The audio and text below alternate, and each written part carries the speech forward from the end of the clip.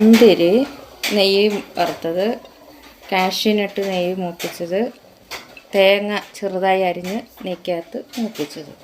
ഇനി ഇത് ആദ്യം കാഷ്യൂനട്ട് തേങ്ങ മൂപ്പിച്ചതിട്ട് അതിന് ശേഷം കാഷ്യൂനട്ടിട്ട് പിന്നീട് നമ്മൾ മുന്തിരി ഇട്ട് ഇട്ടതിന് ശേഷം നമ്മളൊന്ന്